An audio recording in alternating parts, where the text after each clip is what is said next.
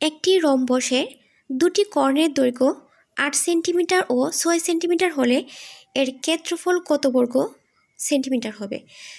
তো এখানে একটি রম্বসের দুটি কর্ণ দেওয়া আছে, একটা হচ্ছে 8 সেন্টিমিটার আর একটা হচ্ছে 6 সেন্টিমিটার।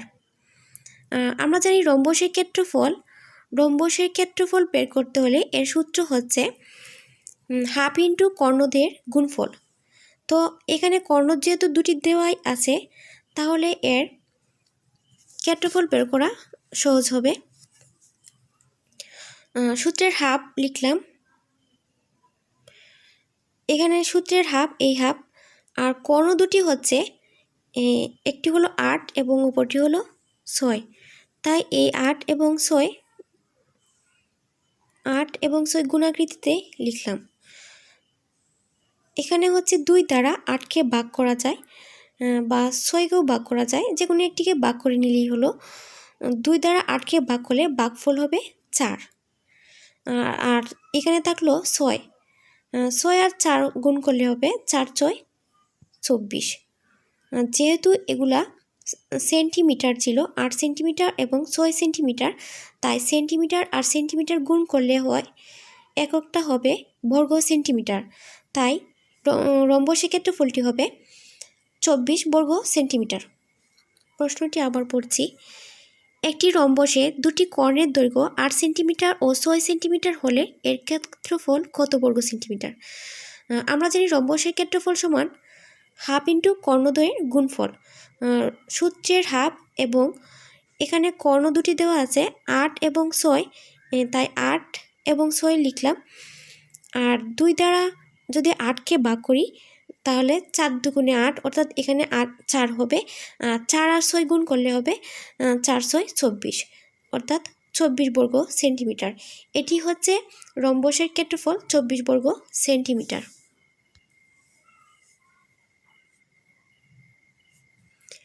100 ডিগ্রি ফারেনহাইট তাপমাত্রা কত ডিগ্রি সেলসিয়াস। 100 ডিগ্রি ফারেনহাইট তাপমাত্রা সাধারণত 37.78 ডিগ্রি সেলসিয়াস। এখানে যদি 100 ডিগ্রি না থেকে অন্য কোনো সংখ্যা থাকতো তাহলেও এটি বের করা যেত। যা হোক, অঙ্কটি করি। আমরা জানি এই সূত্রটি হচ্ছে C/5 = F - 32 বা 32/9। C/5 = F - 32/9। C/5 রয়ে গেল। এখানে হচ্ছে ফারেনহাইটের মানটা লিখতে হবে। ফারেনহাইট এখানে দেওয়াই ছিল 100 ডিগ্রি ফারেনহাইট। 100 ডিগ্রি ফারেনহাইট, তো এখানে 100 ডিগ্রি ফারেনহাইট এভাবে লেখা যায় 100 - 32/9। তো 100 থেকে 32 বাদ দিলে হয়ে যায় 68, আর এই 9 হচ্ছে এই 9। এবার হচ্ছে এই 5 হচ্ছে এখানে ভাগে আছে, যখন পক্ষান্তর করব ভাগ থাকলে গুণে চলে আসে, তাই সিকে একা করার জন্যে এই 5কে পক্ষান্তর করে এই পাশে নিয়ে আসলাম, আর এটা ভাগে থাকার কারণে এই পাশে এসে গুণে বসলো।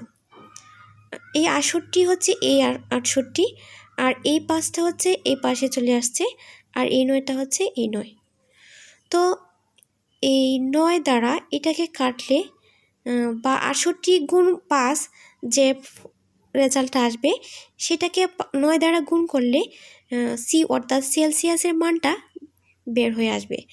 তো 9 দ্বারা এই 68 গুণ 5কে ভাগ করলে ভাগফল হয় 37.78। এটা আবার মুখস্থও রাখা যায়, অনেক পরীক্ষায় যেহেতু চলে আসে। 100 ডিগ্রি ফারেনহাইট তাপমাত্রা কত ডিগ্রি সেলসিয়াস। 100 ডিগ্রি ফারেনহাইট তাপমাত্রা হচ্ছে 37.78 ডিগ্রি সেলসিয়াস।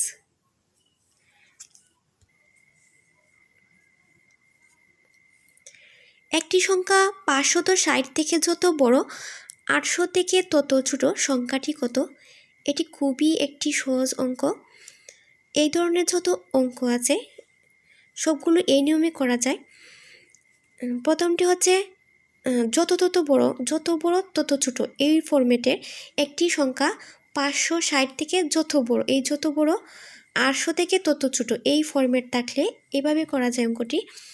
সংখ্যাটি কত? সংখ্যাটি হচ্ছে 560 যোগ 800 বাই 2, অর্থাৎ 560 যোগ করতে হবে প্রথমে, তারপরে 2 দ্বারা ভাগ করতে হবে। 560 এবং 800 যোগ করলে যোগফল হয় 1360, আর এই 2 হচ্ছে এই 2, অর্থাৎ 1360কে 2 দ্বারা ভাগ করলে হয় 680। এটি হচ্ছে এর উত্তর। এখানে যদি 560 না হয়ে অন্য কোনো সংখ্যাও হতো তাহলে এভাবেই করতে হতো অঙ্কটি।